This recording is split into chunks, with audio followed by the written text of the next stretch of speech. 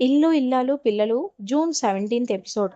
Dheeraj car కొనడానికి మామూలు drama నడవలేదు.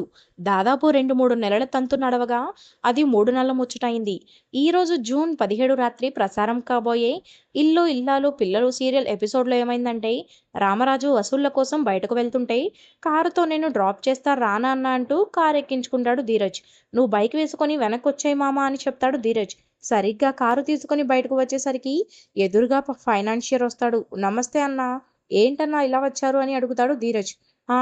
Car తీసుకొని వెళ్దామని అంటూ షాక్ ఇస్తాడు ఫైనాన్షియర్. కారు తీసుకొని వెళ్ళడం ఏంటి? నేనేం ఈఎంఐలు కట్టడం ఆలస్యం చేయలేదు కదా! అసలు ఈఎంఐ డేట్ రాలేదు కదా అని అడుగుతాడు ధీరజ్. పోలీస్ కేసు అయింది కదా! కేసు పెడితే అగ్రిమెంట్ ప్రకారం కారు తీసుకొని వెళ్ళిపోతానని చెప్పాను కదా అని అంటాడు ఫైనాన్షియర్. అది తప్పుడు కేసు అన్నా అని అంటాడు ధీరజ్.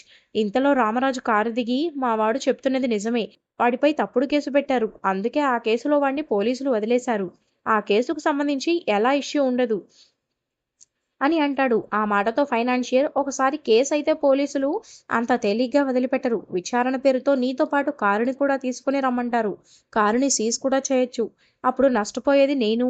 నీకు కారు కావాలంటే మొత్తం డబ్బులు కట్టి కారు తీసుకుని వెళ్ళు అని మెలికి పెడతాడు ఫైనాన్షియర్.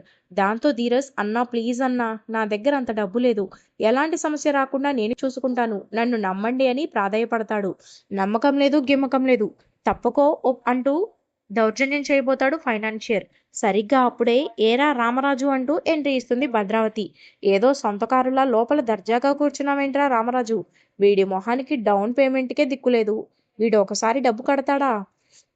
వాడికంత సీన్ లేదు కానీ మీరు కారు తీసుకొని వెళ్ళండి అని అంటుంది. దాంతో ఆ ఫైనాన్షియర్ ధీరజ్ని పక్కకి నెట్టేసి కారుని తీసుకొని వెళ్ళిపోతారు. రామరాజుతో పాటు ధీరజ్ ప్రేమలు తెల్లమొహం వేస్తారు. భద్రావతి సేనాపతులు హేళనగా నవ్వుతూ, ఏరా పిల్లకాయ్, పొగరు దిగిందా? మొన్న ఉరిమురిమి చూసావు కదరా, మరి ఇప్పుడేంట్రా ఆ కళ్ళు దీనంగా నేల చూపులు చూస్తున్నాయి? కుందేలు ఎప్పుడూ పులికి ఎదురు రాకూడదు, అర్థమైందా అని వార్నింగ్ ఇస్తుంది భద్రావతి. ఏంటి అర్థమయ్యేది అంటూ జోలు విదుల్చుతుంది ప్రేమ. ఇన్నాళ్ళు మేనత్త కన్నతండ్రి అనే మమకారంతో వీళ్ళు ఏం చేసినా భరిస్తూ వచ్చాను. కానీ రోజు రోజుకి వీళ్ళ ఆకృత్యాలు ఎక్కువైపోతున్నాయి. ఇలాంటి వాళ్ళని ఇలా వదిలిపెట్టకూడదు అంటూ వాళ్ళ మీదకి తీసుకుని వెళ్తుంది. ఇంతలో ధీరజ్ అడ్డుకొని, తప్పు ప్రేమ, జంతువుల్ని కొట్టకూడదు, జీవహింస మహాపాపం అని అంటాడు. ఏంట్రా వాగుతున్నావు అని భద్రావతి అంటే, నువ్వే కదా భద్రం పులి గిలి అన్నావు, మరి పులంటే జంతువే కదా అని అంటాడు ధీరజ్. ఏయ్ అని సేనాపతి దూసుకొని వచ్చేసరికి ఆల్రెడీ చేయి విరిగింది. చచ్చిన పాముని చంపే రకం కాదు నేను అని అంటాడు ధీరజ్. రేయ్, ఇంత జరిగినా నీ పొగరు మాత్రం తగ్గలేదురా అని అంటుంది భద్రావతి. తగ్గదు, అది మా నాన్న పంచిన రక్తంలో ఉన్న పొగరు. పోయింది కారే, కాన్ఫిడెన్స్ కాదు. మీరు కారు తీసుకొని వెళ్ళేలా చేయగలరు, కానీ మా నాన్న నాకు ఇచ్చిన ధైర్యాన్ని కోల్పోయేలా చేయలేరు. మీరు ఎన్ని కుట్రలు చేసినా మా నాన్న ధైర్యాన్ని, చిరునవ్వుని లాక్కోలేకపోయారు. ఇక నన్నేం చేయగలరు బొంగు బోడి, ఏమంటారు నాన్న అని అంటాడు ధీరజ్. దాంతో రామరాజు వచ్చి ధీరజ్ భుజంపై చేయి వేస్తాడు. దాంతో ధీరజ్ మరింత రెచ్చిపోతాడు.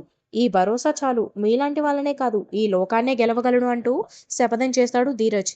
మీరు నన్ను రోడ్డుపైకి లాక్కొచ్చామని తెగ గాల్లో తేలిపోతున్నారు, కానీ మీరు తెలుసుకోవాల్సింది ఏంటంటే, మీరు ఎంత వెనక్కి లాగాలని చూస్తే నేను అంత ముందుకు వెళ్తాను అంటూ బైక్ స్టార్ట్ చేసి వెళ్తాడు ధీరజ్. ఇక భద్రావతి సేనాపతి వైపు కోపంగా చూసిన వేదవతి, నీ కూతురికి నీ మేనకోడలికి నా కొడుకు జీవితాన్ని ఇచ్చాడు, కానీ మీరు మాత్రం నా కొడుకు జీవితాన్ని నాశనం చేయాలనే చూస్తున్నారు. తోడ పుట్టిన వాళ్ళనే బంధానికి తలవంచాను తప్ప నేను ఇప్పుడు ఇలా మాట్లాడలేదు. కానీ మీరు నా కొడుకు జీవితంతో ఆడుకోవడం చూసి తట్టుకోలేక కన్న తల్లిగా కడుపు కోతతో అంటున్నా, మీరు బాగుపడరు అని శాపనార్థాలు పెడుతుంది వేదవతి. ఇంట్లో ఎవరైనా ఏడిస్తే ఆనందపడడం, శాడిజం చూపించడం శ్రీవల్లికి అలవాటు కాబట్టి కారు పోయిందన్న బాధలో ఉన్న ప్రేమ దగ్గరకొచ్చి వాయింపు స్టార్ట్ చేస్తుంది. కారు బొమ్మని తీసుకొని వచ్చి ప్రేమకు ఎదురుగా వెళ్ళి ఆ కారుని కింద పెట్టి దొర్లిస్తూ, కారు పోయి కాళ్ళు వచ్చే డామ్ డామ్ డామ్, ట్రావెల్స్ పోయి డెలివరీ బాయ్ వచ్చే డామ్ డామ్ డామ్, ఇది కూడా పోతే ఏమవుతుందో డామ్ డామ్ డామ్ అంటూ సుకన్యతో కలిసి స్టెప్పులు వేస్తుంది శ్రీవల్లి. సుక్కుని వంకపెట్టి ప్రేమపై సెటర్లు వేస్తుంది. ఒసై సుక్కు, నీ పని నువ్వు చూసుకోకుండా నా విషయంలో వేలు పెడితే కుట్టకుండా ఉంటానా? కాలు దువ్వి వాళ్ళ మీదకి కయ్యానికి వెళ్ళడం ఎందుకో, ఇప్పుడు కారు పోగొట్టుకుని ఇలా ఏడవడం ఎందుకో అని మాటతో పొడి చేస్తుంది శ్రీవల్లి. దాంతో ప్రేమ, ఏయ్ బల్లి ఆపవే అంటూ మీదకు దూసుకొని వచ్చి చేయి లేపుతుంది. ఏయ్ అని భయపడిపోతుంది శ్రీవల్లి. అప్పుడు ప్రేమ పెద్దగా నవ్వుతూ, భయపడ్డావా అక్కాయ్, మా బల్లికి సాయంత్రం కచేరీ ఉందంట. డామ్ డామ్ డామ్. దీనికి కచేరీ పెట్టి చాలా రోజులైందంట. డామ్ డామ్ డామ్. ఈసారి కచేరీ చాలాగా కొత్తగా ఉంటుందంట. డామ్ డామ్ డామ్. సాయంత్రం కచేరీలో కలుద్దాం. ఫుల్గా రెడీ అయిపో అంటూ డాన్స్ చేస్తూ శ్రీవల్లికి ఇచ్చిపడేస్తుంది ప్రేమ. ఇక కచేరీ అనగానే వణికిపోతుంది శ్రీవల్లి. ఏంటే కచేరీ అంటే అంత వణికిపోతున్నావని? సుకన్య అంటే, కచేరీ అంటే ఇది మామూలు కచేరీ కాదు. దానికి చాలా పెద్ద చరిత్ర ఉంది.